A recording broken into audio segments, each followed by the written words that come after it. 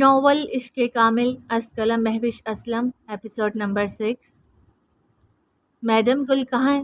جو کچھ یہاں ہو رہا ہے اس کی ذمہ داری آپ پر ہے۔ مجھے وہ چاہیے ہر صورت۔ میں بدتمیزی نہیں کرنا چاہتا، پلیز۔ ارحام ریسرچ لیب میں کھڑا سامنے چیئر پر بیٹھی ریڈ ہوڈی گاؤن میں ملبوس لڑکی سے پرزور لہجے میں مخاطب تھا۔ ریان اور دہدا ایک طرف میز کے کنارے کھڑے خاموشی سے سب دیکھ رہے تھے۔ یہ کیا تلاوت ہو رہی ہے؟ تم خود بدتمیزی کر رہے ہو، دہدا نے نرمی سے کہا، پھر ہلکا سا جبڑا دکھایا۔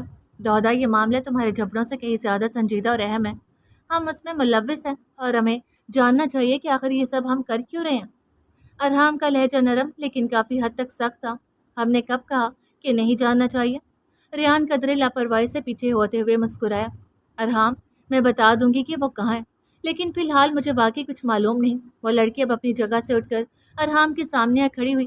میڈم، آپ اتنی سنجیدہ لگ رہی ہیں جیسے کسی ICU سے سیدھا یہاں آئی ہوں، دہدا نے مذاق میں کہا، پھر جبڑے دکھائے اور ریان آہستہ قدموں سے آگے بڑھا۔ اب وہ چاروں آمنے سامنے کھڑے تھے، کمرے کی فضا میں جیسے ایک دباؤ سا تھا۔ ارحام کے سوا باقی سب تازہ دم دکھائی دے رہے تھے۔ تم اپنے جبڑے کچھ دیر کے لیے سنبھال نہیں سکتے؟ ارحام کے سر پر لگی تلووں پہ بجھی۔ ارحام، چھوڑ یار، اگر وہ کھو گئی ہے تو جانے دے، اور جہاں تک میری بات ہے، میں تو ایسا کچھ بھی نہیں ہونے دوں گا جو میرے جبڑوں کو اندر کر دے۔ ہمیں دوسروں کے لیے اپنا وقت برباد نہیں کرنا چاہیے۔ دہدا نے اپنے مزاج کے برخلاف دھیمے لہجے میں انوکھے الفاظ ادا کیے۔ ارحام، دہدا درست کہہ رہا، وہ پہلے بھی تمہیں اور نوکری دونوں کو چھوڑ چکی ہے۔ اعتبار ایک بار کرنا چاہیے، دوسری بار اعتبار اپنی ذات کا قتل ہوتا ہے۔ ریان نے کہتے ہوئے دہدا کی جانب آنکھ دبائی۔ شاید تم سب درست ہو، لیکن میرا دل کہتا ہے کچھ غلط ہوا ہے، وہ دھوکے باز نہیں ہو سکتی۔ ارحام کا لہجہ اب کچھ حد تک نارمل ہوا تھا۔ لوگوں کے ہاتھ غلط کرتے ہیں، زبانیں جھوٹ بولتی ہیں، لیکن یہ دل کمینہ ہوتا ہے، سالہ مروا دیتا ہے، اور تمہیں بھی اس لمحے گمراہ کر رہے ہیں۔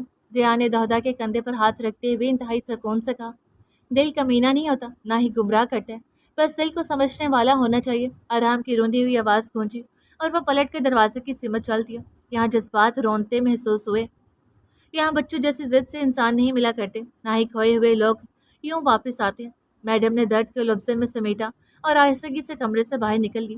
یار، ہم ہی رہ گئے محبت کے کنوارے۔ لگتا ہے میڈم بھی دھوکہ شدہ ہے، جیسا کہ باتیں کر رہی تھی۔ دہدا نے مسکرا کر کہا، وہ ایسا ہی تھا، سب کی سننے والا، پھر اپنی باتوں کے تڑکے سے تڑپانے والا۔ سمجھتا تب جب اس درد محبت سے گزرتا۔ باسی صبح کا یہ لمحہ محبت کی بے نام کہانیوں کے نام ہوا، جہاں منفی سوچوں نے ریسرچ لیب کی فضا کو بوجھل کر دیا تھا، لیکن دہدا آفیشل جو ہمیشہ ایکٹیو موڈ میں ہوتا ہے، اس کی موجودگی نے اس بوجھ کو ہلکا کر دیا۔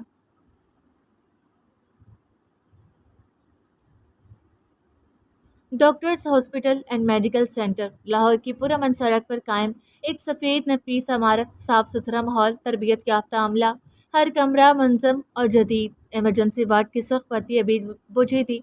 باقی رخشندہ عظیم اور چند سیکیورٹی اہلکار خاموش کھڑے تھے۔ عظیم سفید تھیم میں ملبوس پریشان قدموں سے راہداری میں ٹہل رہا تھا۔ سائڈ پر لگی کرسی پر گاؤن ساڑی میں لپٹی رخشندہ بیٹھی تھی، جس کا سراپا ایک باوقار سنجیدہ عورت کی تصویر پیش کر رہا تھا۔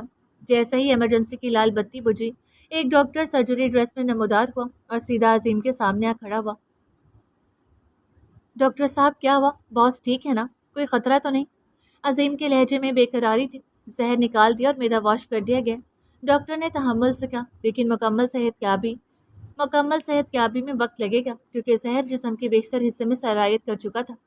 عظیم نے اوپر کی جانب ایک نظر ڈالی، جیسے دل ہی دل میں شکر ادا کیا ہو۔ زہر؟ رخشندہ پریشان ہو کر آگے بڑھی۔ جی، انہیں ایکوٹین کا زہر دیا گیا تھا۔ زہر خود زیادہ خطرناک نہیں، لیکن جسم میں زیادہ دیر رہنے کی وجہ سے انفیکشن پھیل گیا۔ مکمل بحالی میں خاصا وقت لگ سکتا ہے، ڈاکٹر نے نرمی سے وضاحت دی، پھر رخ موڑ کے قدرے سنجیدہ لہجے میں عظیم سے مخاطب ہوا۔ مسٹر عظیم، ہمیں علم ہے کہ ابراہیم عبید ایک بااثر شخصیت ہے، لیکن یہ معاملہ پولیس کیس بنتا ہے، اور میرا خیال ہے پولیس کو اس کی اطلاع ہونی چاہیے۔ نہیں ڈاکٹر، ہم سنبھال لیں گے، فکر نہ کریں، عظیم نے فوری جواب دیا۔ رخشندہ خاموشی سے سن رہی تھی، پھر اچانک بولی، عظیم، یہ محض ایک حادثہ نہیں، زہر دینا معمولی بات نہیں ہے۔ اگر میری بیٹی کی جان چلی جاتی تو ہمیں قانون کو اطلاع دینی چاہیے۔ میڈم، جب باس ہوش میں آئیں گی تو آپ ان سے خود بات کر لیجیے گا، فی الحال میرا نہیں خیال آپ کو اس وقت ایسا کچھ کرنے کی ضرورت ہے۔ ڈاکٹر رخشندہ کی شان میں عظیم الفاظ سنتے ہوئے چلا گیا۔ عظیم پھر اندر کی طرف مڑا، جہاں ابراہیم مشینوں کے ندگے میں लेटा था। रक्षंदा ने नाराजगी से चेहरा मोड़ा और वापस अपनी निश्चित संभाली। मैंने नहीं सोचा था। जिसके कंधे पर सर रखकर मैं रोया, उसके इर्द गिर्द एक भी शख्स ऐसा नहीं जो उसकी तकलीफ के एक लम्हे को भी बांट सके। अजीम सोचते हुए बेड के करीब स्टूल पर बैठ गया। इब्राहिम की आंखों में हल्की सी जंबिश हुई। दाएं हाथ की उंगली ने हल्की से हरकत की। दिमाग जैसे सोचों के गर्दाब से आजाद हो चुका था। बॉस, अजीम धीरे से झुककर बोला। इब्राहिम ने हल्की सी मुस्कुराहट के साथ सर घुमाया। चेहरा जर्द, होंठों पर खुश्की की तह, जिस्म बेजान सा। अजीम, वकास, महीसा, वो। बॉस, हम रात भर यहीं थे। रक्षंदा मैडम भी सुबह 4 बजे आ गई थी और 10 बजे के करीब मैडम महीसा घर पहुंच गई थी, ऐसा बख्तों ने बताया। अजीम ने बार बार की मज़ाहमत से गोया किस्सा मुख्तसर किया। डिस्चार्ज? इब्राहिम ने निगाह छत की आरइश पर जमा दी। अभी मुमकिन नहीं, 2 दिन मजीद रहना पड़ेगा। वो परेशान होगी।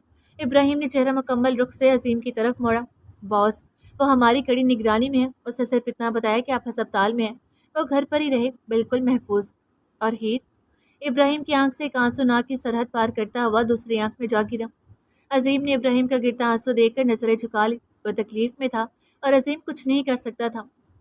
बॉस, मदद मिलने के बाद हम सब दूसरी बोट में सवार हो गए। किनारे पर जब उतरे, वो अल्फाज अदा नहीं कर पाई तो मैंने साथ चलने और घर रुकने का कहा था, लेकिन उन्होंने। अजीम आखिरी जुमला मुकम्मल न कर पाया। बॉस, आप आराम करें, ये वक्त इन बातों का नहीं है। अजीम, वकास, बोलो।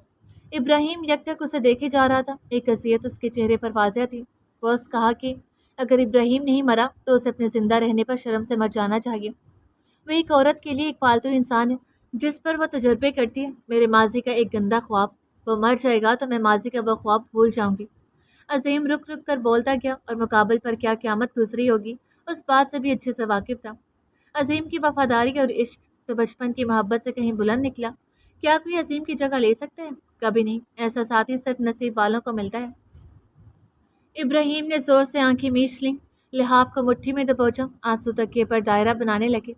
अजीम, आप जाओ, कोई डिस्टर्ब न करे। वो बमुश्किल धीमी आवाज़ में बोला। आवाज़ में दर्द ऐसा था जिसका अंदाज़ा अजीम से बेहतर और कौन कर सकता था।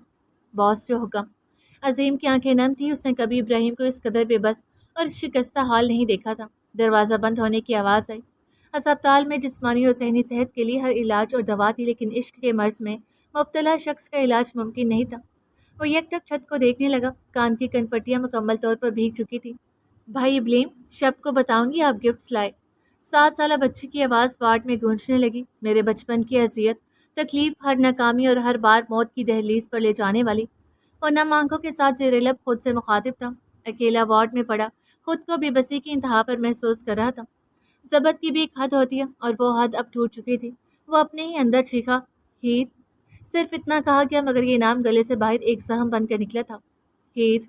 अब वो पूरी शिद्दत से चीखा। तकलीफ वार्ड की हदों से बाहर निकल चुकी थी। दरवाजे के बाहर खड़े अजीम के कानों से ये चीख टकराई।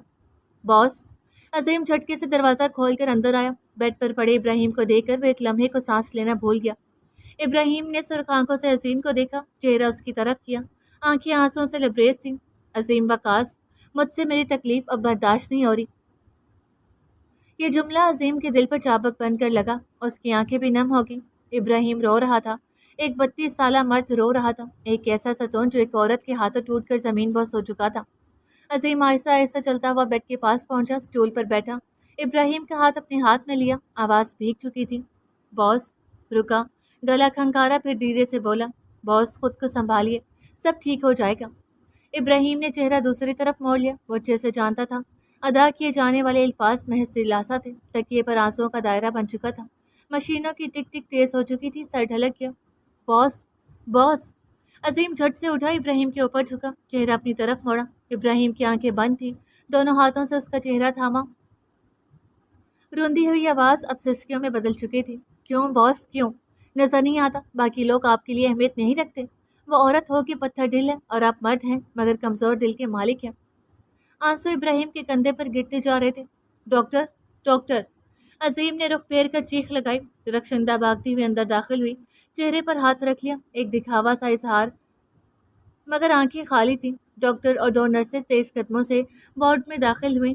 प्लीज़ आप दोनों बाहर चले जाएं, हमें मरीज को देखने दें। डॉक्टर ने फौरन ऑक्सीजन लगाई। Doctor, emergency injection. मशीन के पास खड़ी नर्स ने कहा। इंजेक्शन ड्रिप में लगा दें फौरन। रक्षंदा तेजी से बाहर निकल गई। अजीम लड़खड़ाते कदमों से पीछे हटता चला गया। मशीनों की आवाज़ें मुसलसल सुनाई दे रही थी। T T T. दिल की धड़कन को जाहिर करती लाइनें अब सीधी हो रही थी। हार्ट बीट स्लो हो रही थी। डॉक्टर ने नर्स की तरफ देखा। अचानक अजीम ने सीने पर हाथ रखा। उसकी धड़कन मजीद तेज हुई। आंखें बंद की। आंसू छनाके से टूटकर जमीन बॉस हुए। मध्यम सी सरगोशी की। बॉस, आप मेरी अमानत हैं, कहते कांपते कदमों से पीछे हटा और वार्ड से बाहर निकल गया।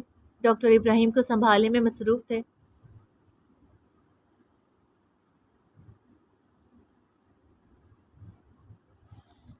मैं तुम्हें ढूंढने यादों की खुली राहों पर खुश्क पत्तों की तरह रोज बिखर जाता हूँ। शाम की आखिरी सांसें चल रही थी। फिजा में परिंदों की बेनाम सदाएं तेज तैर रही थी। कहीं दूर मगरिब इशा के कदमों में गुम हो रही थी और दिन किसी अनकही कहानी का खामोश किरदार बनकर रुखसत हो चुका था। सफ़ेद झूलते पर्दे कमरे को खूबसूरत बनाने से ज़्यादा खतरनाक बना रहे थे। उस वक़्त यरमान रिवॉल्विंग चेयर पर बरजमान था, जबकि आदि और रंधावा सामने खड़े थे। दोनों ही खासे बेजान और गैर फाल नजर आ रहे थे। रंधावा ने जैकेट जेब तन कर रखी थी, जो उसके आम से लिबास पर खासी नुमाया थी, जबकि आदि हस्बे मामूल अपने मखसूस आउटफिट में मौजूद था। कुछ लम्हों की खामोशी के बाद रंधावा उकताहट से बोला, जरमान साहब, इतनी रात को आपने क्यों बुलाया है? जरमान ने क्लॉक की तरफ देखा। रंधावा, ये रात नहीं है, अभी सिर्फ 6 बजे हैं। आदि ने पहले रंधावा फिर यमान को देखा और आयसगी से बोला, 6 बजे हैं वाकई? आपके चेहरे पर तो साफ 12 बज रहे हैं। जरमान ने एक आबरू चुकाई, जबकि रंधावा ने अपने दांतों की झलक दिखाते हुए दबी दबी हंसी छुपाने की नाकाम कोशिश की। सिर्फ 12 का वक्त नजर आ रहा है, बाकी कुछ नहीं। यरमान मुसलसल चेयर को घुमाते हुए हौले से बोला। बाजू पर कोहनी जमाए हाथ में सॉफ्ट बॉल को दबाया जा रहा था। शायद जबत की मशक थी। Navy blue jeans fit pant, ऊपर सफ़ेद रंग की शर्ट, आस्तीनें कोहनी तक मुड़ी हुई, गले में नेवी ब्लू मफलर खास नूडल स्टाइल में बांधा था, पाँव में नेवी ड्रेस बूट, कलाई पर वाइट मेट वॉच और हाथ में सॉफ्ट बॉल। आला हुस्नियत का मालिक। आदि ने गिरमान का जायजा लिया। हाँ, और भी निशानियां हैं, आपने दाढ़ी रंगी नहीं। 7-8 बाल सफ़ेद झलक रहे हैं और सर के दरमियान से बढ़ापे की रमक साफ नजर आ रही है। गो कि वो ऐसा हसीन था कि नजर ठहरती नहीं ठहर जाती थी, मगर आदि के अपने मसले थे। रंधावा ने 2 कदम पीछे लिए, चेहरा मोड़ा और निकलती हंसी पर हाथ रख लिया।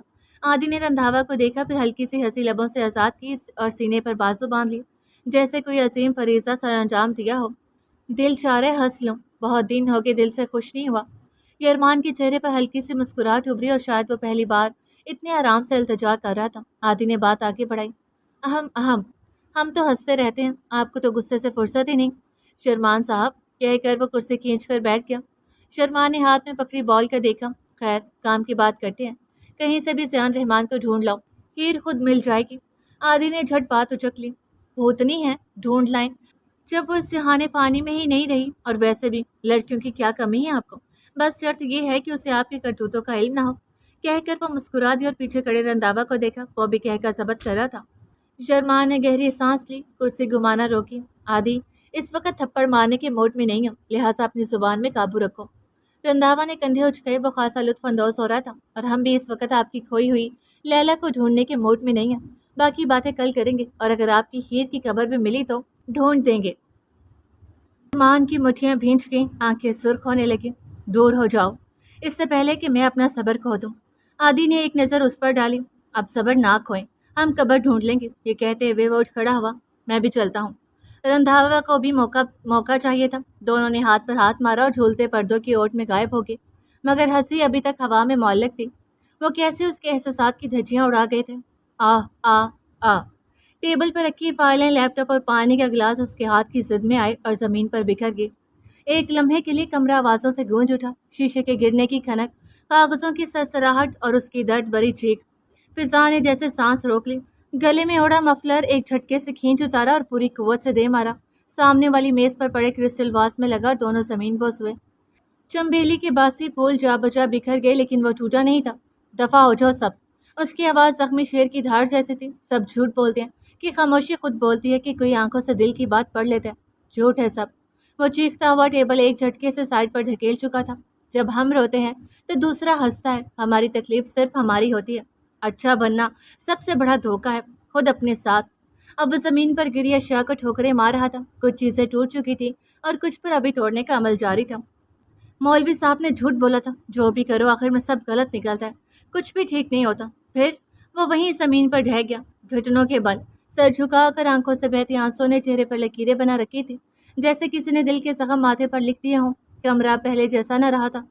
जब वक्त बुरा हो तो किस्मत दुश्मनों को भी तमाशा दिखाने बुलाती है। दुनिया, हालात, वक्त सब मिलकर कहका लगाते हैं। उस दिन मैं मर गया होता तो शायद आज के दिन से बेहतर होता। तुम्हारी दी हुई तकलीफों ने मेरा तमाशा बना दिया और अब 2 टके के लोग मुझ पर हंस रहे हैं। चेहरा तपिश से लाल हो चुका था, आंखें उबलती हुई, गर्दन पर तनाव, शर्ट पसीने से भीग रही थी। कोई कैसे इतनी बेरहमी से किसी के हाल पर ताली बजाकर कहका लगा सकता है? हीर, एक बुलंद चीख ने कमरे की दरो दीवार के सांस रोक दिए। उसने घुटनों से उठकर जोर से जमीन पर पड़े कांच को ठोकर मारी। शीशा दीवार से टकराकर चकनाचूर हो गया। एक टुकड़ा हाथ में बेबस हुआ। खून निकला मगर वो हंसा या शायद बस गहरी सांस ली। हीर, मेरे वजूद से बहने वाला ये खून मेरी वफा है, मेरी सच्चाई है। फिर जमीन पर बैठ गया, टांगे समेटे, हाथ को आंखों के करीब किया। सुर्ख धुंध में लिपटे मनाजर, बिखरे बाल, आंखों से मुसलसल गिरते आंसू और सफेद फर्श पर बहते सुर्ख कतरे।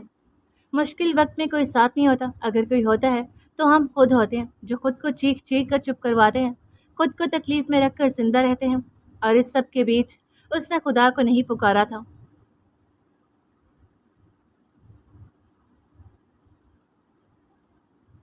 राजमहल।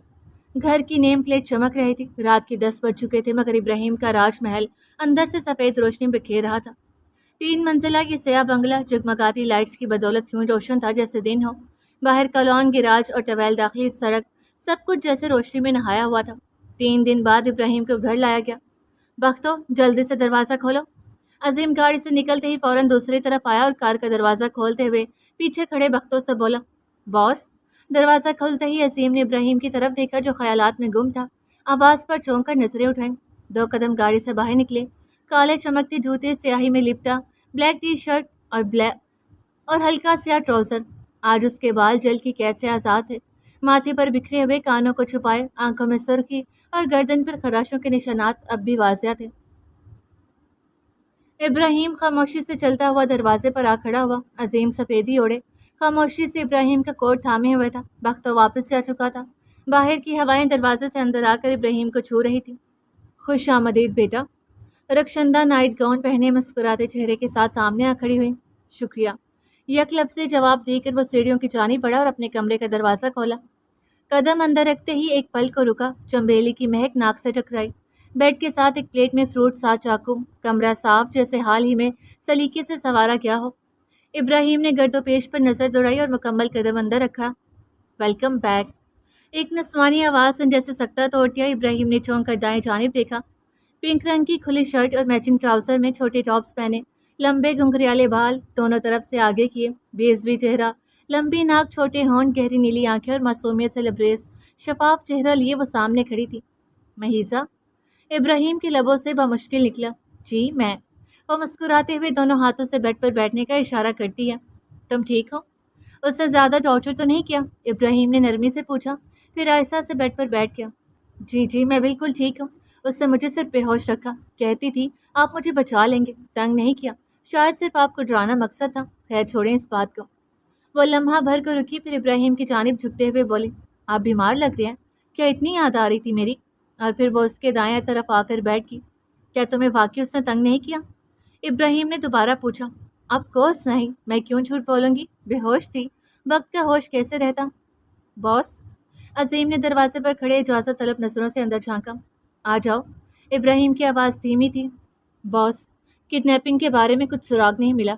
अजीम आहिस्ता कदमों से चलता हुआ महीसा और इब्राहिम के सामने आ खड़ा हुआ। इब्राहिम ने एक नज़र अजीम को देखा, फिर महीसा की जानिब नजरें मोड़ी। महीसा आप जाएं, मुझे थोड़ी बात करनी है, आराम करें और अलर्ट रहिएगा। ठीक है, जा रही हूँ, लेकिन वादा करें ये फ्रूट्स खाएंगे। वो फ़ौरन खड़ी होगी। ठीक है। इब्राहिम ने उलझी सी नज़र से देखा और मुख्तसर सा जवाब दिया, ख्याल रखना, सुबह मुलाकात होगी। वो कहते ही घुटनों तक आती शर्ट के थोड़ा ऊपर तक आते बाल घुमाती हुई चलती बनी। इब्राहिम बेड की पुष्ट से टेक लगाते हुए सीधा हो बैठा। अजीम बकास, मुझे स्लीपिंग पिल्स दो, और जब तक मैं न कहूँ, मैं ना उठूँ, कोई डिस्टर्ब ना करे। बॉस कुछ खा लें, 3 दिन से सिर्फ जूस पर है, दवा खाली पेट। अजीम लिहाफ दुरुस्त करते हुए नरमी से बोला, कुछ नहीं होने वाला, टैबलेट दो। ابراہیم نے دونوں کوہنیاں لحاف پر ٹکائی اور چہرے پر ہاتھوں کا پیالہ بنا کر ہاتھ پھیرے۔ عظیم نے سن کر سر نفی میں ہلایا، پہلے ابراہیم کی طرف والا ڈرار دیکھا، پھر بیڈ کی دوسری جانب چلا گیا، فرسٹ ایڈ باکس نکالا اور سلیپنگ پلز کی ٹیبلٹ سے 5 گولیاں غائب کر دی، باقی ٹیبلٹ ابراہیم کی طرف لے آیا۔ باس، وہ خاموشی سے گولیاں بڑھاتے ہوئے بولا۔ ابراہیم نے محض ایک نظر اس پر ڈالی اور پھر گلاس تھاما۔ شکریہ عظیم وقاص، میں چلتا ہوں، آرام کیجیے۔ وہ آہستگی سے مڑ گیا، ہاتھ میں چھپی گولیاں وہ بے دلی سے مسل رہا تھا۔ ابراہیم نے دونوں موبائل فونز اٹھائے اور بنا کچھ دیکھے دونوں بند کر دیے۔ نیلی روشنی آنکھوں سے ہٹتے ہی کمرے کی فضا گہری ہوگی۔ موبائل رکھتے ہی پلکیں بھوجل ہونے لگی۔ ہاتھ بڑھا کر لیمپ کے پیچھے لگے بورڈ سے کمرے کی روشنی بند کی۔ اب صرف لیمپ کی سرخ مدھم روشنی ابراہیم کے چہرے پر ٹھہری ہوئی تھی۔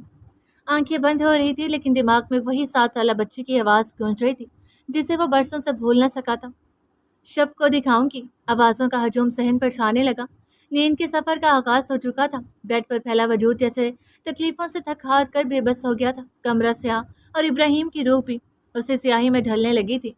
سب کچھ وہی تھا لیکن ابراہیم وہ نہیں رہا تھا۔ اب صرف ایک جسم تھا جس پر تکلیف کا سایہ تھا۔ چہرے پر سرخ روشنی نے اداسی اور بڑھا دی، بال آنکھوں پر جھکے ہوئے، ہونٹ خشک، شیف بے ترتیب، پھر بھی وہ ابراہیم عبید تھا۔ اور آج یتیم بچوں کی طرح وہ بے سود خاموشی سے سو رہا تھا، کیونکہ اکثر تکلیفیں انسان سے خدا بھی چھین لیتی ہیں۔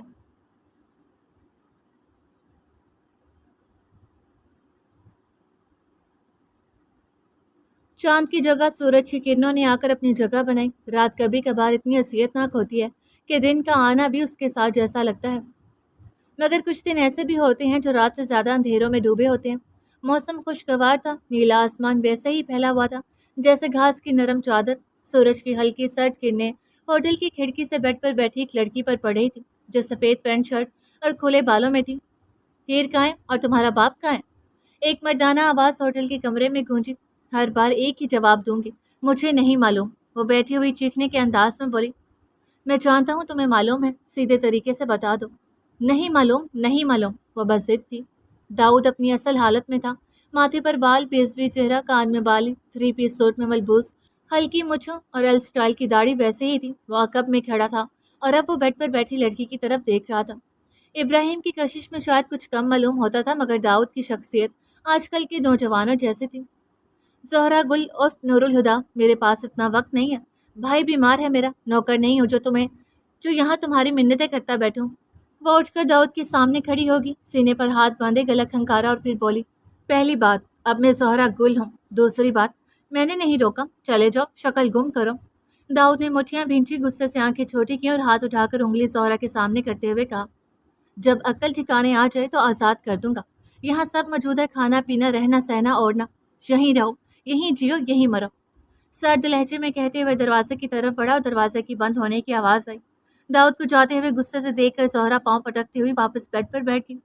کمرہ خوبصورت تھا مگر اس وقت دل اس خوبصورتی کو قبول کرنے کے لیے تیار نہیں تھا۔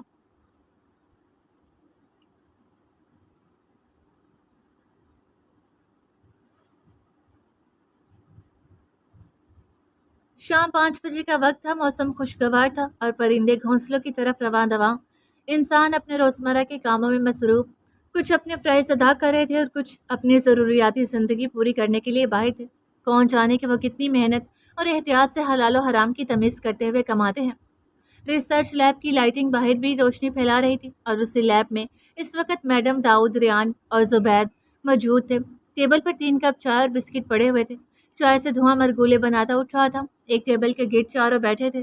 میڈم حسب عادت ہوڈی گاؤن میں ملبوس، جبکہ باقی تینوں اپنے اپنے آؤٹ فٹ میں خوبصورت اور توانا لگ رہے تھے۔ داؤد نے چشمہ ٹھیک کرتے ہوئے کنکھیوں سے آس پاس کے ماحول کا جائزہ لیا، گویا وہ اس وقت ان لوگوں کی کچھ بولنے کا منتظر تھا۔ سب کے چہروں پر ہلکی ہلکی مسکراہٹ تھی۔ میڈم نے ٹیبل پر پڑی فائل اٹھائی، کھولی، پھر سب کو نظروں کے حصار میں لیا۔ ہمیں صرف ابراہیم عبید کے ایک سائن چاہیے، اس کے بعد کام آسان ہو جائے گا۔ زہرا گل غائب ہے، مطلب وہ کسی کے قبضے میں ہو سکتی ہے۔ باقی رہی بات ہماری، تو ہم میں سے کوئی ایک دوبارہ بھیس بدل کر ابراہیم کے آفس جائے گا۔ میڈم، یہ کام آسان ہی ہے، ہمارا آفس جانا سب سے پہلے خطرہ بنے گا، داؤد نے ہلکی پھیکی مسکراہٹ کے ساتھ کہا۔ میڈم نے فائل کھولی، پھر نرمی سے کہا، ہمیں کچھ اور کرنا ہوگا، لائک تھیفٹ۔ چور؟ کیا مطلب، ہم چور بنیں گے؟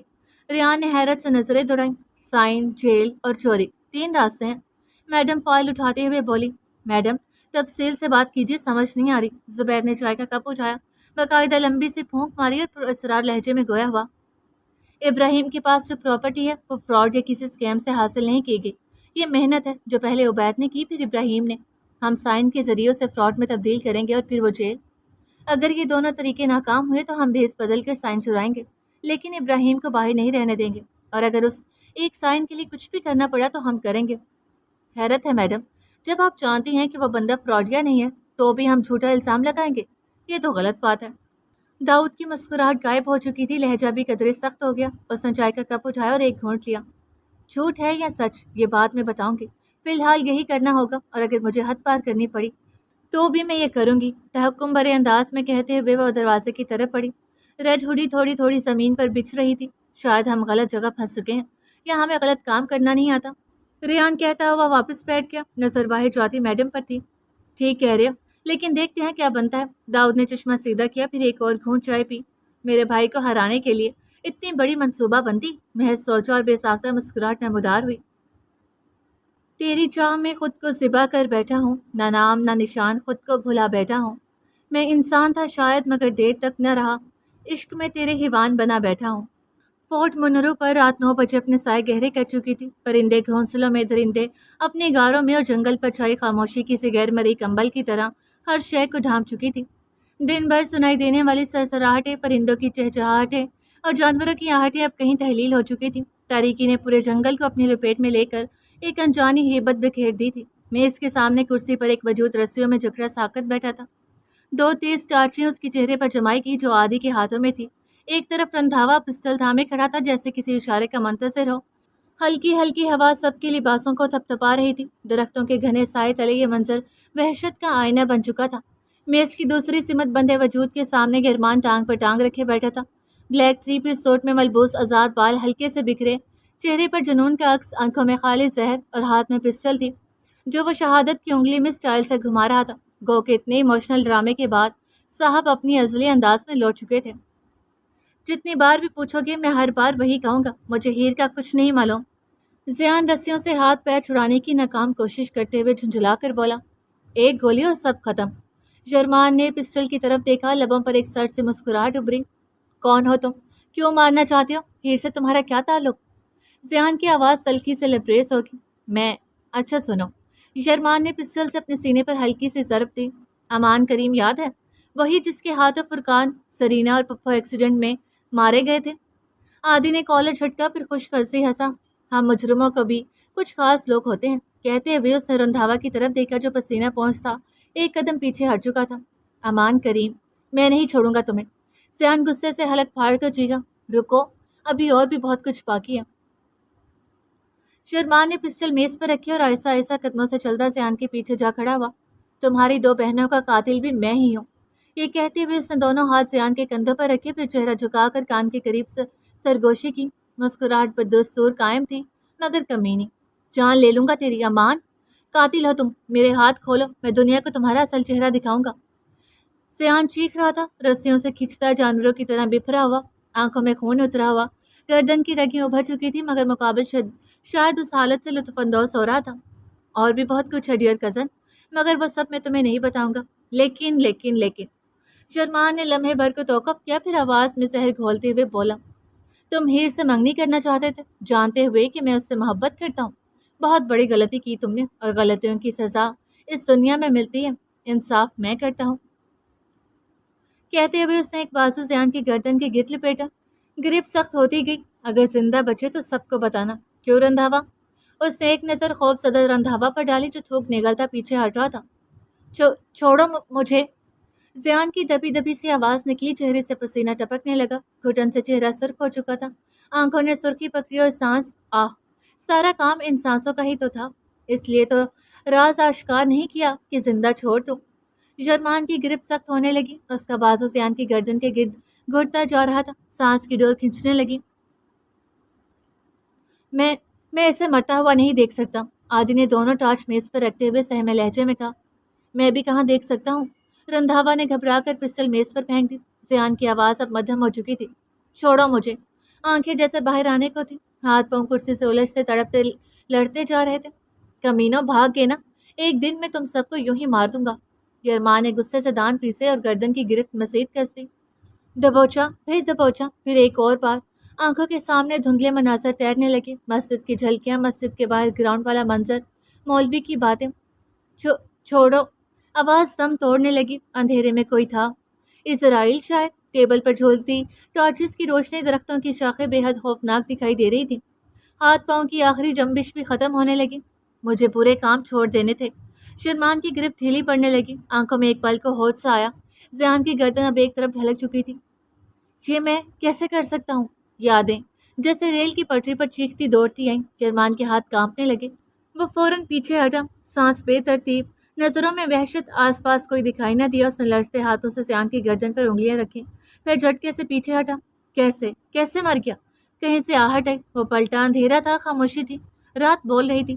ہوا کی سرسراہٹ نے درختوں کو لرزا دیا تھا۔ وہ ہڑبڑایا، ادھر ادھر دیکھا، پھر جلدی سے بڑھا، رسی کھولنے کی کوشش کی لیکن ہاتھ کام نہیں کر رہے تھے۔ کرسی کو پیر سے ٹھوکر ماری، ذیان نیچے گر گیا، پھر اس کے ہاتھ پاؤں کھولے، بازوں سے گھسیٹا۔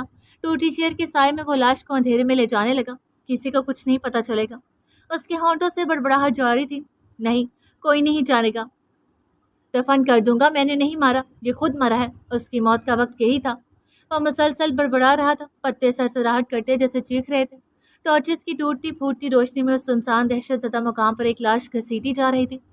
شرمان ذیان کو گھسیٹتے گھسیٹتے رک گیا۔ پیچھے برف نے ایک ہلکی سی کراہ نکالی۔ ہوا نہیں چلی مگر جیسے کوئی اسے چھو کر گزرا ہو۔ چپ، مکمل چپ، مگر اس کی سماعت میں شور تھا، قدموں کی چاپ۔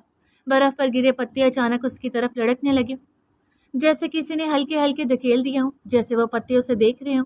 درختوں کی شاخیں لمبی ہوتی ہیں، اسے جھپٹنے کو تیار۔ ہر چیز پھیلنے لگی اور اس کے قریب آنے لگی۔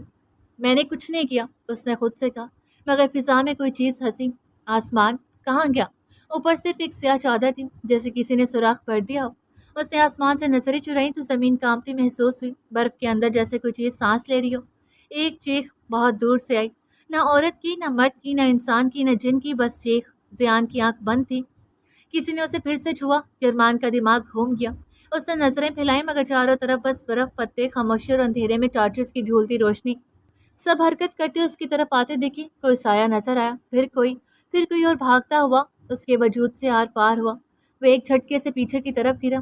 میں نے کچھ نہیں کیا، دیکھو میرے ہاتھوں پہ خون بھی نہیں ہے۔ وہ بڑبڑاتا ہوا اٹھا، ہمت مجتمع کر کے سب فراموش کرتے ہوئے مصروف ہو چکا تھا۔ اب وہ لاش کو ٹھکانے لگا رہا تھا۔ آج پھر ان سب چیزوں نے ایک راز کو اپنی حفاظت میں لیا، اس لیے کہ راز صرف نبھائے جاتے ہیں، بتائے نہیں جاتے۔ یہ اس کی تاریک روح کا عکس تھا، یہی اس کے گناہوں کی حد تھی۔ کہتے ہیں غلطی انجانے میں ہو جاتی ہے، دل بھی انجانے میں دکھا بیٹھتے ہیں، لیکن قتل انجانے میں نہیں ہوتے، یہاں تک کہ انسان کا دوسرے انسان سے کوئی رشتہ ہو یا نہ ہو۔ لیکن آج کل گناہ اور قتل بھی انجانے میں ہو جاتے ہیں، اور یہی حقیقت ہے۔ کی ٹھنڈی سپہر میں راج محل کی خاموشی اپنے عروج پر تھی۔ کسی آواز کو اندر داخل ہونے کی اجازت نہ تھی، جیسے یہاں ہوا بھی سانس دبا کر چلتی ہو۔ مگر مہیزہ کے آنے کے بعد اس خاموشی میں ہلکی سی جنبش در آئی۔ میڈم مہیزہ، آپ اندر نہیں جا سکتی، باس آرام کریں۔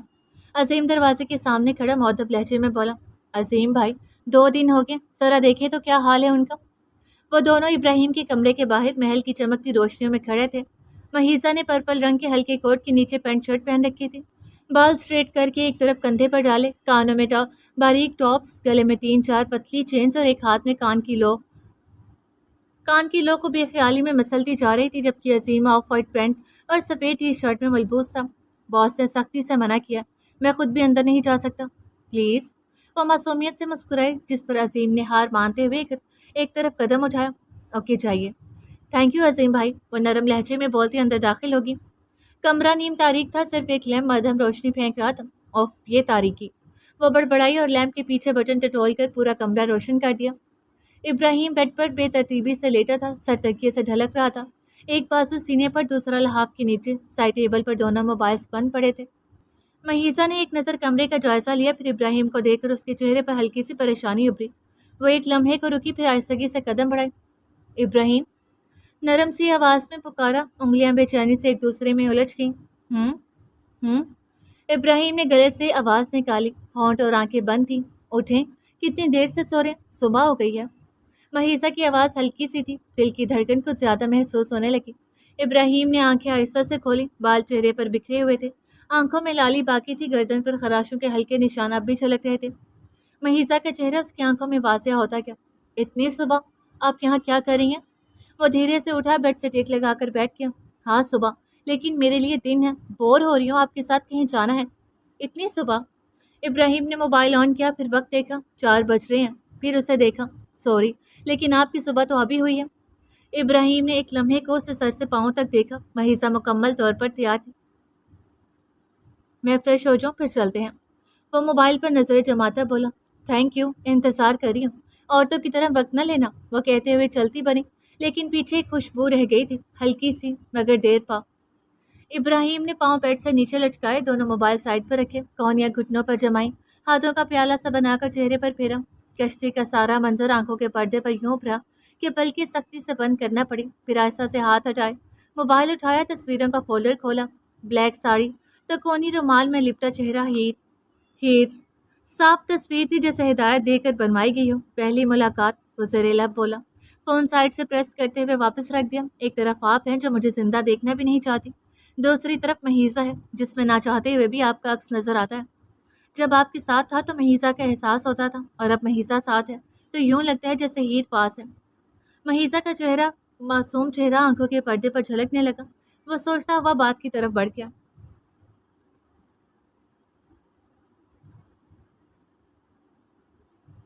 रक्षंदा कमरे से बाहर निकली। लाइट पिंक साड़ी, गले में मोतियों की माला, हाथ में छोटा पर्स, चेहरे पर भारी मेकअप, पाँव में स्लीपर्स।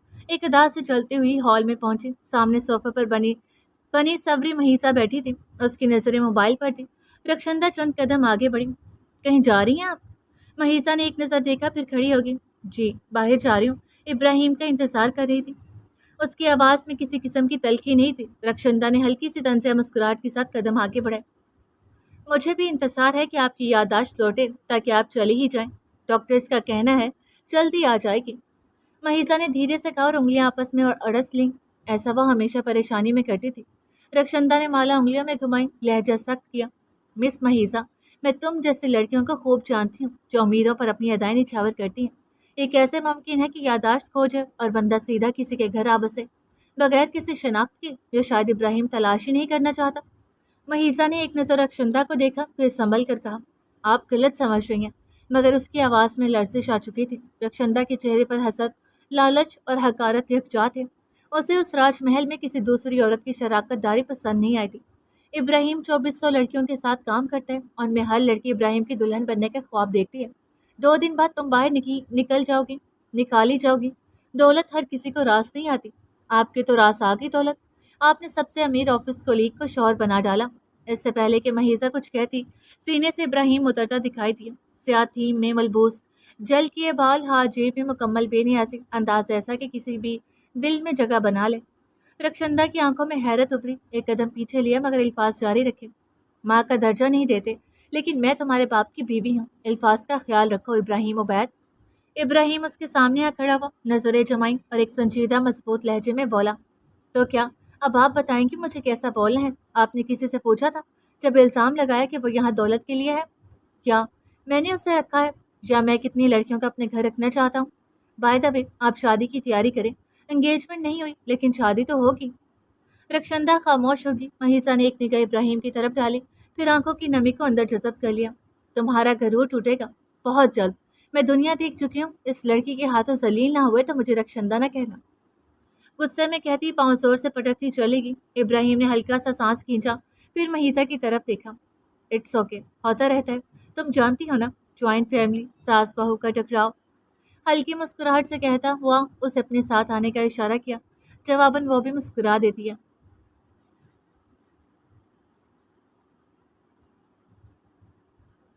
थोड़ी देर बाद वो लाहौर की सड़कों पर थे। शाम की धुंधलकियां आसमान पर आहिस्ता आहिस्ता छा रही थी। फिजा में हल्की नमी और दूर उफक पर फैलता हुआ नारंगीपन। आसमान साफ था मगर फिजा में एक खामोश सी उदासी थी। परिंदे की तारों में उड़ते जा रहे थे। घर तो पेश की गाड़ियां तेजी से पीछे रह रही थी, और उन्हीं गाड़ियों के बीच एक गाड़ी थी, इब्राहिम की। अजीम मुकम्मल सुकून और महारत से गाड़ी चला रहा था, जबकि पिछली नशिस्त पर इब्राहिम और महिसा बैठे थे। दोनों तरफ के शीशे नीम खुले थे।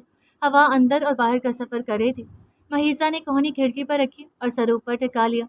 बाहर की भागती दुनिया लम्हा ब लम्हा बदल रही थी। تیز ہوا اس کے چہرے کو چھو کر گزر رہی تھی۔ ابراہیم دوسری طرف بیٹھا کھڑکی پر کوہنی جمائے آسمان کو تکتے کسی سوچ میں گم تھا۔ اس کا دوسرا ہاتھ گود میں رکھا ہوا تھا اور وہ ایسا ایسا انگوٹھے سے انگلیوں کو چھو رہا تھا۔ عادتاً گاڑی کے اندر مدھم سی موسیقی چل رہی تھی، نورجہاں کی نرم اور دل میں اترتی آواز ایک پرانی کلاسک دھن کے ساتھ۔ گاڑی DHA Phase 5 کے کیفے اماوی کے باہر رکی۔ دور سے ہی کیفے کی روشنی اور اندر سے آتی ہوئی موسیقی ایک خاص سا ماحول تشکیل دے رہی تھی۔ 2 منزلہ یہ کیفے اس وقت بھر چکا تھا، شیشے کے پار روشنیوں میں ڈوبا کیفے۔ باہر بھی چند میزیں اور راستہ تھیں جہاں لوگ دھیمی باتوں اور کہکوں میں مشغول تھے۔ باس، عظیم نے ڈرائیونگ سیٹ سے پیچھے مڑ کر کہا۔ جی؟ ابراہیم کچھ سوچ کے چونک کر گویا ہوا۔ باس، آپ لوگ جائیں، میں ایک کام سے جا رہا ہوں، ضرورت پڑے تو اطلاع دے دیجیے گا۔ عظیم وقاص، میں واپسی پر خود آ جاؤں گا، شاید دیر ہو جائے۔ ابراہیم کہتے کہتے رکا، ایک نظر مہیسہ کی طرف ڈالی، پھر نگاہ واپس عظیم پر جمائی۔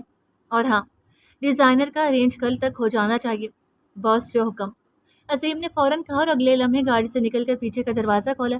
ابراہیم نے مہیسہ کی طرف ایک ہلکی سی نگاہ ڈالی اور باہر آ گیا۔ دونوں خاموشی سے کیفے کی طرف چلنے لگے۔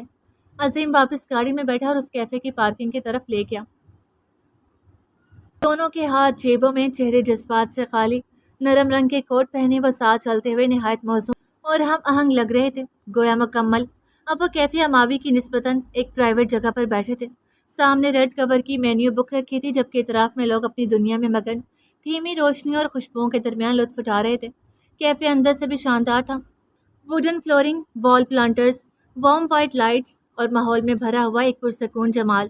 ایک ویٹر ہاتھ باندھے آ کر مؤدبانہ انداز میں کھڑا ہو گیا۔ ابراہیم نے مینیو بک کھولی اور 4 چائنیز ڈشز کا انتخاب کیا۔ ویٹر نے سر ہلایا اور چلا گیا۔ چند لمحے خاموشی میں گزرے۔ ابراہیم نے اپنی مخصوص حالت میں ٹانگ پر ٹانگ جمائی، ٹیک لگا کر بیٹھا، ہاتھوں کی انگلیوں سے انگوٹھا مس کر رہا تھا۔ خیریت ہے؟ آج آپ بہت خاموش ہیں۔ آخر کار اس نے خود ہی خاموشی توڑی۔ مہیسہ نے دونوں کوہنیاں میز پر رکھی، ہاتھوں کو آپس میں جکڑ کر ہلکی آواز میں کہا، میں پریشان ہوں۔ کیسی پریشانی؟ ابراہیم نے بھویں اچکائیں۔ آپ کی والدہ ناخوش ہیں، وہ میرا ماضی نہیں جانتی، ان کا اعتراض بجا ہے۔ ہاتھ میز پر دھرے، انگلیاں آپس میں الجھ رہی تھیں۔ ان کی فکر مت کریں، وہ صرف بولتی ہیں، کرتی کچھ نہیں۔ ویسے بھی وہ ترکی کے کسی پروجیکٹ میں مصروف ہیں، جلد چلی جائیں گی، یہاں زیادہ دیر نہیں رہ سکتی۔ اور شادی؟ میرا مطلب شادی اتنی جلدی؟ یہ عمر بھر کا فیصلہ ہوتا ہے، چند دنوں میں نہیں ہو سکتا۔ ابراہیم کی نگاہ اس کی انگلیوں پر پڑی جو مسلسل ایک دوسرے میں الجھی ہوئی تھی۔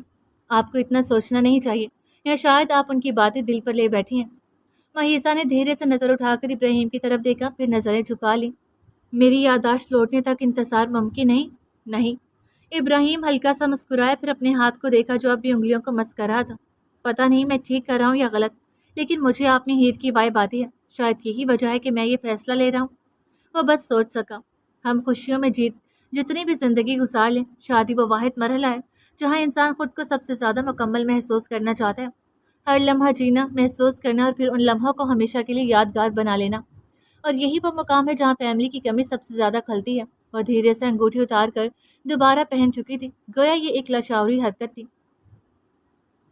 میں نے صرف آپ کی نادانیاں دیکھی ہیں، اور دیکھو آج آپ کی موجودگی، آپ کی خاموشی میرے لیے سکون بن گئی ہے۔ میں ایک الگ سا احساس محسوس کرتا ہوں جو شاید بیان نہ کر سکوں، مگر ہے۔ ابراہیم نے بس دل میں سوچا، نظر بدستور اسی پر تھی۔ مہیسہ نے نگاہ اٹھا کر اسے دیکھا جو مسلسل اسے دیکھ رہا تھا۔ نگاہوں کی شدت سے نظریں چرا لی، ہلکا سا بے چین ہوئی۔ ابراہیم نے یہ منظر پوری شدت سے اپنی آنکھوں میں محفوظ کیا۔ کیا دیکھ رہے ہیں آپ؟ مہیسہ نے ہچکچاتے ہوئے پوچھا، ہاتھ گود میں رکھ لیے۔ ابراہیم نے ٹانگ سے ٹانگ ہٹائی، ذرا سا آگے ہوا، دونوں کوہنیاں میز پر ٹکائیں، پھر ہولے سے کہا، میں دیکھ رہا ہوں کہ کھانا نہیں آیا۔ مسکرا کر پیچھے ہوا، دوبارہ وہی انداز اختیار کیا، ٹانگ پر ٹانگ اور انگلیوں سے انگوٹھا چھونے لگا۔ ہیر نے شرمندہ سے نظر خود پر ڈالی جو یہ محسوس کر رہی تھی کہ ابراہیم اسے دیکھ رہا ہے۔ وائبریشن کی آواز آئی۔ ابراہیم نے نہایت سکون سے کنیکٹڈ پیئر ٹچ کیا۔ عظیم وقاص، باس، جس لڑکی کا ایکسیڈنٹ ہم سے ہوا تھا، جس کی یادداشت چلی گئی تھی، میڈم مہیسہ، وہ کوئی اور نہیں بلکہ تبریز دلاور کی بیٹی ہے، ہیر تبریز دلاور۔ عظیم کی آواز دوگنی ہو کر آئی، ہیر تبریز دلاور، ہیر تبریز دلاور۔ یہ الفاظ ابراہیم کے کانوں میں گونجنے لگے۔ وہ ساکت ہو گیا، سامنے بیٹھی لڑکی کو دیکھے گیا جو موبائل میں مگن تھی۔ باس، آپ سن رہے ہیں؟ جی، بولو۔ نور الہدا اس وقت داؤد کے پاس ہے، زیان رحمان غائب ہے اور تبریز دلاور زندہ ہے۔ کہاں ہے؟ یہ پتہ نہیں، اور جس لڑکی سے آپ بورڈ پر ملے تھے وہ واقعی ہیر ہے یا نہیں، یہ کنفرم نہیں۔ اوکے عظیم، پھر بات ہوتی ہے۔ ابراہیم نے کال منقطع کی۔ اتنے میں ویٹر کھانا رکھ چکا تھا اور خاموشی سے لوٹ گیا۔ مہیسہ ٹھیک ہو کر بیٹھ چکی تھی۔ ابراہیم نے اسے آج پہلی بار غور سے دیکھنے کی خواہش محسوس کی۔ گہری نیلی آنکھیں، گھنگریالے بال اور بچپن کی معصوم سی آواز، بائی ابلیم۔ جب لبوں نے جنبش کی تو آواز میں برسوں کی پیاس تھی، ایک ایسی پیاس جو لفظوں سے نہیں صرف محسوسات سے بھری تھی۔ آنکھوں میں اچانک کوئی پرانی روشنی لوٹ آئی، دل آہستہ سے دھڑکا۔ شاید وہ کسی کھلی فضا میں جا کر خوشی سے چیخنا چاہتا تھا، کہکا لگانا چاہتا تھا، مگر وہ صرف خاموش رہا۔ کھانا شروع نہیں کیا آپ نے؟ خیریت، آپ کا انتظار کر رہی تھی، اور نرمی سے بولی۔ ابراہیم نے ایک لمحے کو سانس روکی، پھر مدھم لہجے میں کہا، شادی کے بعد بھی میرا انتظار کرو گی؟ وہ مسکرائی، پلیٹ اٹھائے اور کھانے کی طرف متوجہ ہو کر بولی، بالکل، کیوں نہیں، اور کون کرے گا؟ یہ جملہ ابراہیم کے لیے کسی دائمی لمحے سے کم نہ تھا۔ لفظ دل کی دہلیز پر ٹھہر گئے، سانسوں نے جیسے زندگی مانگی۔ آپ کی ایج کیا ہے؟ فوک منہ تک لے جاتے ہوئے اچانک وہ بولی۔ ابراہیم پانی پی رہا تھا، ہیر کی بیٹوں کی بات پر اچانک تھسکا لگا اور پانی منہ سے کلی کی صورت میں نکلا۔ ابراہیم! اور بجلی کی تیزی سے پانی کا گلاس اٹھا کر ٹیبل کے پار اس کے قریب آئی۔ آپ ٹھیک تو ہیں؟ انجانے میں اس کا ہاتھ ابراہیم کے کندھے پر آ ٹھہرا۔ گہری نیلی آنکھیں سبز آنکھوں سے ٹکرائیں۔ ابراہیم نے ایک نگاہ کندھے پر، پھر اس کے ہاتھ پر ڈالی۔ مہیزہ نے فوراً نظریں جھکائیں، ہاتھ واپس کھینچا اور آہستہ سے بولی، سوری، پھر واپس اپنی نشست پر آ بیٹھی۔ ابراہیم نے پانی کی طرف دیکھا، پھر ایک خشک بائٹ لیا۔ خشک کھا لینے سے بندہ ٹھیک ہو جاتا ہے، ویسے میں 32 کا ہوں۔ وہ مسکرا دیا، کھانسی کی نمی آنکھوں میں ٹھہر کی۔ کیا؟ وہ حیرت سے بولی، آنکھیں پوری کھلی۔ سوری۔ ہیر نے ہاتھ اٹھا کر ناک اور ہونٹوں پر انگلی رکھی، پھر نظریں جھکا دی۔ انگلی رکھنے سے کچھ نہیں ہوگا، آپ کی زبان ویسے ہی بہت چلتی ہے۔ بائی دا وے، آپ 25 کی ہو چکی ہیں۔ ابراہیم نے جواب دیا، پانی کا گلاس لبوں سے لگا لیا۔ شاید بس اتنا ہی کہہ سکی اور کھانے کی طرف متوجہ ہوگی۔ عورت 33 کی ہو کر اس دنیا کے لیے طعنوں اور برے لفظوں کا مرتکز ٹھہرنے لگتی ہے۔ حسن، سادگی، سلاست اور معصومیت سالوں تک نہیں کھوتی، بلکہ باتیں اسے 25 میں بوڑھا کر دیتی ہیں۔ اس کے برعکس مرد پر خوبصورتی کسی عمر میں بھی ختم نہیں ہوتی۔ مرد خوبصورت ہو یا نہ ہو، عمر 25 ہو، 35 یا 40، وہ ہر ایک کی نظر اور دل میں جگہ بنا لیتا ہے۔ ابراہیم نے نرمی سے کہا، ایسا کیوں؟ مہیزہ نے ٹیک لگائی، ہاتھ سینے پر باندھے اور دلچسپی سے پوچھا۔ عورت تو ساری عمر قربانی دیتی ہے، سمجھوتے کرتی ہے، پھر بھی اسی لیے تو۔ ابراہیم مسکرایا، مرد کو خدا نے عورت پر فضیلت دی ہے۔ عورت احساس کے معاملے میں کمزور ہے، اسی لیے وہ قربانی دیتی ہے۔ 20 سالہ لڑکی 35 یا 60 سالہ مرد کے ساتھ زندگی میں کمپرومائز کر کے آگے بڑھ جاتی ہے، اور مزے کی بات، مردوں کی تعداد بھی کم ہے، اسی لیے زیادہ طلب میں رہتا ہے۔ عورت بھی تو خدا کی رحمت ہے، خود سے تو نہیں بنی۔ وہ منہ بسور کر بولی اور کچھ لمحوں کے لیے واقعی بہت پیاری لگی۔ اچھے انسان کا ساتھ ہی خوبصورت لمحوں کا آغاز ہوتا ہے۔ تھوڑی دیر بعد مہیسہ اور ابراہیم گاڑی میں بیٹھ چکے تھے۔ لاہور کی روشن اور پر رونق شاہراہوں پر چلتی گاڑی میں ایک نرم سی خاموشی سوار تھی، جیسے رات خود بھی ان کے سنگ سفر پر ہو۔ ابراہیم ڈرائیو کر رہا تھا، اس کے پہلو میں مہیسہ بیٹھی تھی۔ رات گہری ہو چکی تھی، مگر موسم میں عجیب سا سہانا پن کھل رہا تھا۔ مہیسہ، میں تمہیں اپنی زندگی کا سب سے بڑا سچ بتانا چاہتا ہوں۔ اگر ہمیں نئی زندگی کی شروعات کرنی ہے تو سچ سے کریں گے۔ مہیسہ نے آہستہ سے چہرہ ابراہیم کی طرف مڑا۔ کیسا سچ؟ ابراہیم کی آواز میں نمی دھر آئی، جیسے برسوں سے دل میں دبی کوئی صدا آج لفظوں کا راستہ پا گئی ہو۔ میرا خواب تھا کہ میں اپنی شریک حیات کے ساتھ ایک ایسا سفر کروں جو صرف محبت کا ہو۔ جس لڑکی کو میں چاہتا تھا اس کے ساتھ نکلنا خواب تھا، لیکن آج میں تمہارے ساتھ ہوں، تو اس کا مطلب۔ نظر دھندلائی، رنگ مان پڑے، اور پھر سب کچھ ایک انمول یاد کی طرح آنکھوں میں اترنے لگا، جیسے لمحہ ماضی کی باہوں میں جا چھپا ہو۔ 15 سالہ ابراہیم اپنے کمرے کی سفید دیواروں سے گھرے بیڈ پر بیٹھا گیم کھیل رہا تھا۔ یہ حادثے سے ہفتے بعد کا واقعہ ہے۔ امان جیل جا چکا تھا، ہیر نور الہدا کے پاس رہی۔ نور الہدا تبریز اور رحمان کے ساتھ رہتی ہے، اور تبریز کہاں ہے کسی کو کچھ نہیں معلوم۔ نیچے سے عبید کی آواز ابھری، ابراہیم دیکھو تو کون آیا ہے۔ پھر مناہل کی آواز بھی سنائی دی، ابراہیم آ رہا ہوں موم، ڈیڈ۔ وہ موبائل بیڈ پر رکھ کر بکھرے بالوں اور سادہ بلیک ٹی شرٹ اور ٹراؤزر میں زینوں سے اترتا نیچے ہوا۔ کیا ہوا موم ڈیڈ؟ اس نے دونوں کی طرف دیکھا۔ مناہل لمبی قمیض اور پاجامے میں ملبوس تھی، عبید 3 پیس پہنے کھڑا تھا۔ دونوں اچانک ایک طرف ہٹے تو پیچھے 2 پونیاں باندھے، بلیک فراک پہنے، چہرے پر دونوں ہاتھ رکھی ایک چھوٹی سی بچی کھڑی تھی۔ بائی ابلیم، بتائیں میں کہاں ہوں؟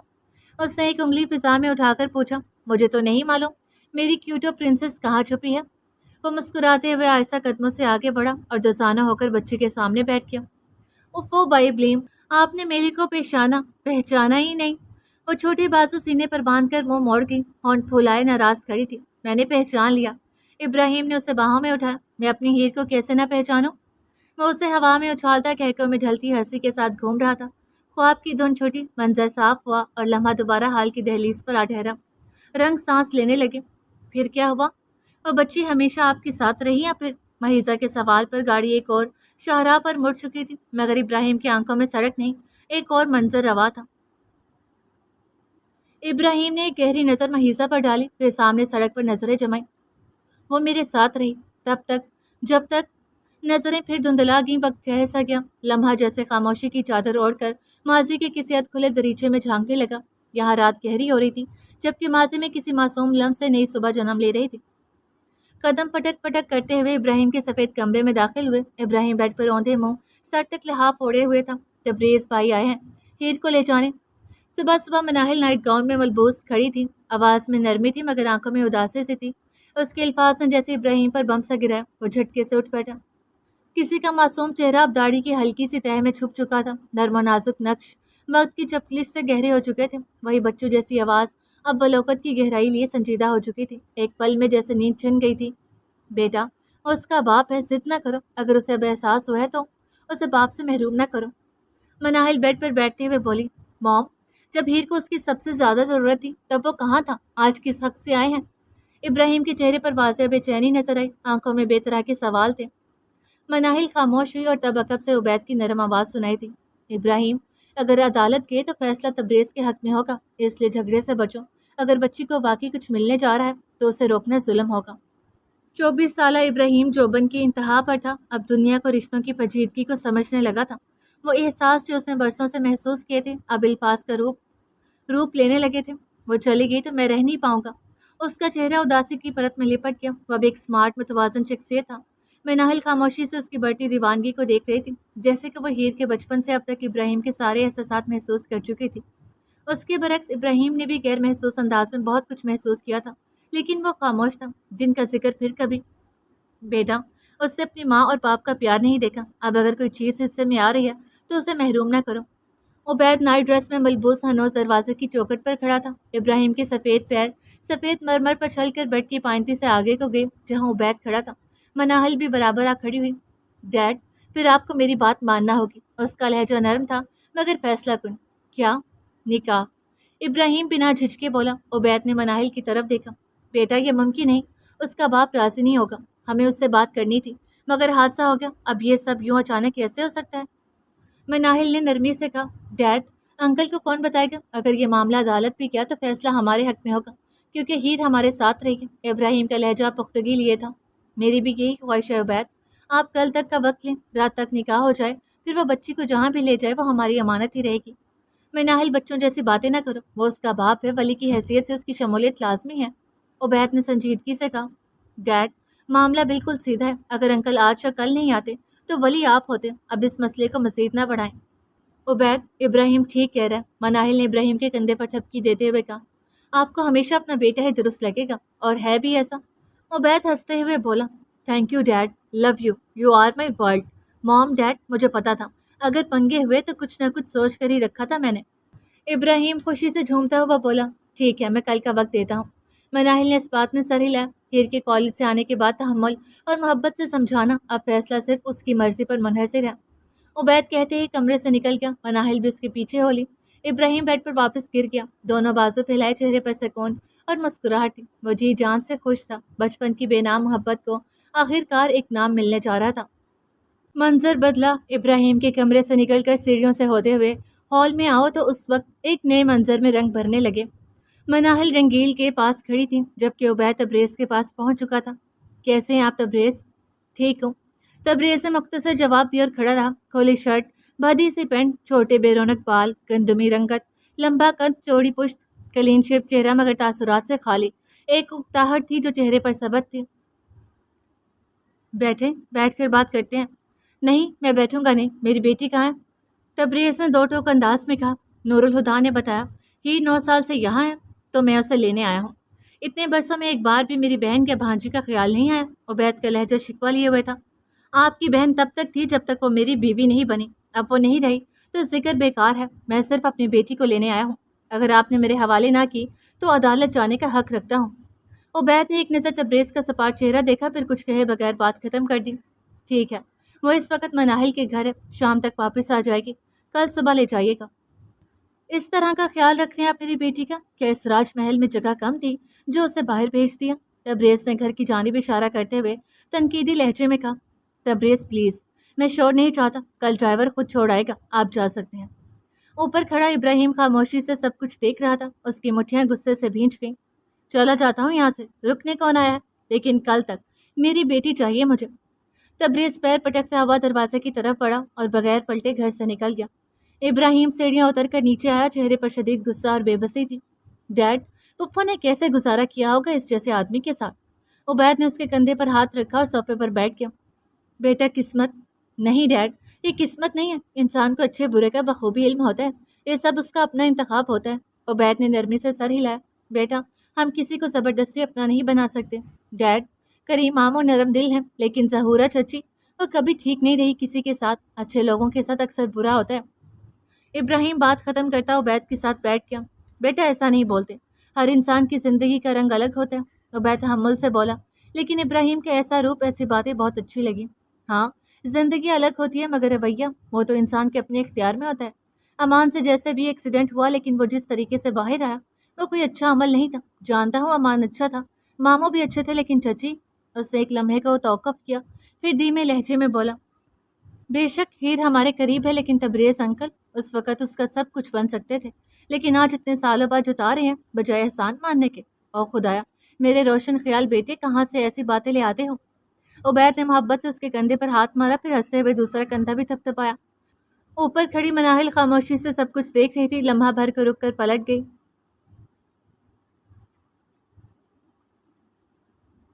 یکم مارچ کی نرم سے شام تھی، سورج مغرب کی سمت ڈھل رہا تھا اور شام کے 4:30 کی دہلیز پر دستک دینے لگے تھے۔ ایسے میں ایک 16 سالہ نازک اندام خوبصورت لڑکی ٹیرس پر پشت کیے کھڑی تھی، کمر تک آتے گھنگریالے بال بے ترتیبی سے ہوا میں اڑ رہے تھے۔ قدموں کی چاؤ پر پلٹی تو اسے اس سراپے کی جھلک یوں تھی، دودھیا رنگت، گہری نیلی آنکھیں، بچوں جیسے معصوم نقوش۔ وہ کھلی شرٹ اور پینٹ میں ملبوس تھے۔ ممانی، آپ کوئی کام تھا؟ پیچھے سے آتی مناہل کو دیکھ کر مسکراتی ہوئی بولی، میری بیٹی تم یہاں تنہا کیوں کھڑی ہو؟ ویسے ہی موسم انجوائے کر رہی تھی، آپ خیریت سے آئی ہیں؟ آج کچھ کہنے آئی ہوں اپنی بیٹی سے۔ بیٹا، کیا تمہیں ہم پر یقین ہے؟ کیسا یقین؟ اب دونوں ٹیرس کے بیچ کھڑی تھی، سوٹ میں ملبوس مناہل کے چھوٹے بال ہوا میں لہرا رہے تھے، دور افق پر پرندے ابر فضا میں آزادانہ پرواز کر رہے تھے، چند بلند عمارات نظر آ رہی تھی۔ میں اور تمہارے ماموں کوئی بھی غلط فیصلہ نہیں کریں گے، تمہیں معلوم ہے نا؟ مناہل نے ہیر کی آنکھوں میں جھانکا۔ ممانی، ایسا کیا ہو گیا کہ آپ تمہید باندھ رہی ہیں؟ جو کہنا ہے کہہ دیجیے، کیا میں نے کبھی انکار کیا ہے؟ ہیر نے نرمی سے مناہل کے ہاتھ تھام لیے۔ مناہل نے اس کے ہاتھوں کو دیکھا، پھر اس کے چہرے کو۔ ہم آج آپ کا نکاح ابراہیم سے کرنا چاہتے ہیں۔ ہاتھوں سے ہاتھ چھوٹے، آنکھیں حیرت سے کھلی، ہونٹ بند نہیں ہوئے، ایک سرد سی لہر پورے وجود سے گزری، 2 قدم پیچھے ہوئی، کپ کپاتے ہونٹوں سے صرف اتنا کہا، کیا انکار کا حق ہے تمہیں؟ کیونکہ آج ہمارے پاس اور اس راج محل میں تمہاری آخری رات ہے، تبریز بھائی تمہیں لینے آئے تھے، صبح لے جائیں گے، پتہ نہیں پھر تم کس کے حصے میں ہو، کس کی زندگی بن جاؤ، کچھ نہیں معلوم۔ ہیر کا چہرہ سنجیدہ ہو چکا تھا، اس نے لہجہ مضبوط کیا، میں تیار ہوں ممانی، جب میری پرورش آپ نے کی ہے تو میری زندگی پر پہلا حق بھی آپ کا ہے، بابا کا نہیں۔ ممانی، میں ڈری تھی کہ میری ماما کو ساری زندگی بابا نے ٹارچر کیا، اس لیے انہوں نے میرا نام بہت چھوٹی سی عمر میں ابراہیم بھائی کے ساتھ جوڑنا چاہا، لیکن آج پرسوں بات کی ذکر بھی تکلیف دہ ہے کہ کہیں میں آپ لوگوں کو کھو نہ دوں۔ او میری بیٹی، مناہل نے روندھی ہوئی آواز میں کہا اور اب دیدہ سے ہیر کو گلے لگایا۔ سفیدی میں لپٹا ٹیرس محفوظ سا اس منظر کو دیکھ رہا تھا۔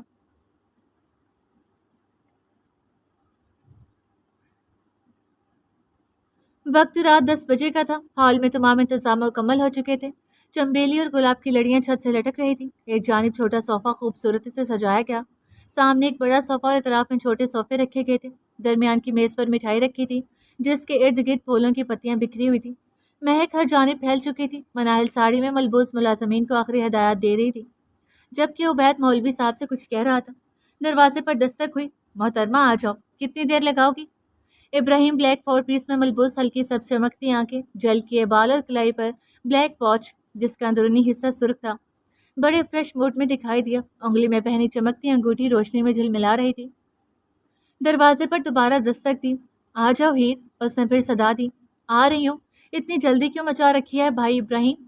हीर ने अंदर से आवाज दी। इब्राहिम ने सर हिलाया, फिर हल्की मुस्कुराहट के साथ कहा, यार आप औरतें जाने क्यों समझती हैं कि मेकअप ही असल खूबसूरती है। जिंदगी को अगर आंखों से देखो। पलकें 2-3 बार झपकाएं, दरवाजा खुलता है और वो वहीं रुक जाता है। आंखें झपकना भूल गया, अल्फाज ठहर गए।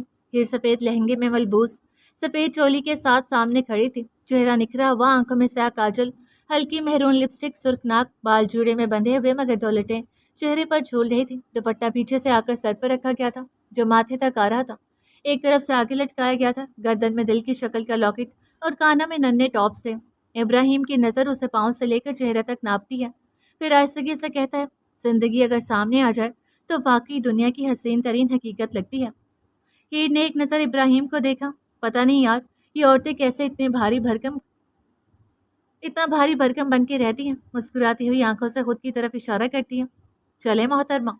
इब्राहिम दोनों हाथों से सीढ़ियों की जानिब इशारा करता है। वो दोनों एक साथ चलकर सीढ़ियों तक आते हैं। और एक बात, ये भाई कहना बंद कर दो, सबके सामने मजाक ना उड़ा देना। क्या है, मेरी मर्जी, कहूंगी, बड़े नहीं आप मेरे से। सीढ़ियों पर रुक के वो दोनों एक दूसरे की तरफ चेहरे किए लड़ने के मूड में लग रहे थे। उमर याद ना दिलाया करो, जल्दी पैदा हो जाती तो आप बाद में पैदा हो जाते। बोलूंगी, भाई इब्राहिम ही बोलूंगी, 8 साल बड़े हैं मुझसे। बोल रहा हूं ना, मैंने यहीं से धक्का दे देना है, चुप हो जाओ। धक्का दे कर दिखाओ, मुमानी जान ना ले लेंगी आपकी। इतना अच्छा खासा हैंडसम लड़का मिल रहा है, ऊपर से बातें देखो मोहतरमा की। कोई बशीर नामी बंदा मिलता तो लगता पता। अभी हीर ने ये तगड़ा सा जवाब देना था कि बाद में लड़ लेना, पहले नीचे आ जाओ। मनाहिल ने नीचे से आवाज लगाई, आ रही हूँ ममानी। इब्राहिम भाई ने आने ही नहीं दे रहे। वो हंसती हुई सीने उतरने लगी। माशाल्लाह सुभान अल्लाह, जैसे हालात हैं तुम्हारे, निकाह के 1 मिनट बाद ही रिश्ता तोड़ दोगी मेरा। इब्राहिम उसके पीछे आता हुआ बोला, माशाल्लाह माशाल्लाह, नजर न लगे। मनाहिल आंख से काजल निकाल कर दोनों को लगाती है। मनाहिल बेगम आ जाओ। उबैद पीछे से आवाज देते हैं, चलो बेटा। मनाहिल प्यार से हीर का हाथ थाम कर उसे ले जाती हैं। दूल्हे को छोड़ गई, निकाह किससे करवाना है? ओफ।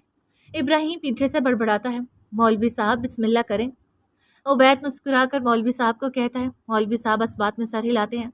हीर और इब्राहिम एक ही सोफे पर बैठे थे। मौलवी साहब पहले इब्राहिम फिर हीर से निकाह की इजाज़त लेते हैं। दोनों खामोशी से इस बात में सर हिलाए, फिर दस्तखत कर दिया।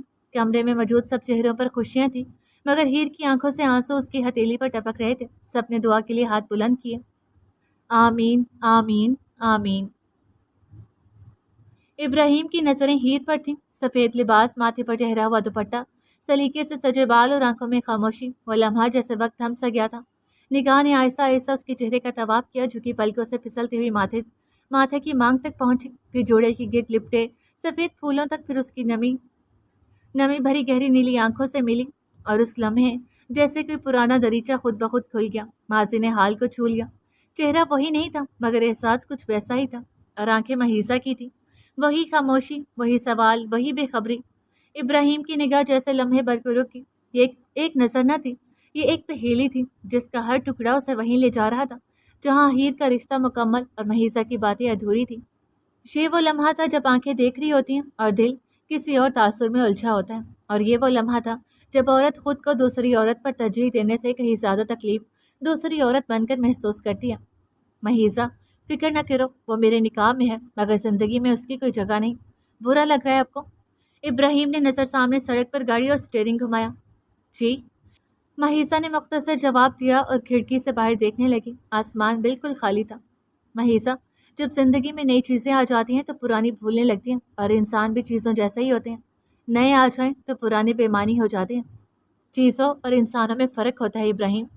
महीसा जैसे आने वाले वक्त के लिए खुद को महफूज कर रही थी। डोंट वरी, मैं आपको नहीं छोड़ूंगा, वुड बी मिसेस इब्राहिम। गाड़ी राजमहल के सामने रुकती है। दरवाज़ा खुलता है। फौज में पहले से 3 गाड़ियां मौजूद थीं। इब्राहिम ने चौथी गाड़ी पार्क की। दूर कहीं बहुत दूर अजान की आवाज़ गूंज रही थी। रात कैसे गुजरी किसी को खबर नहीं हुई, मगर ये लम्हे वो लम्हे थे जिनमें वक्त साथ था, लेकिन अब न वो वक्त रहा था न वो साथ। जारी है।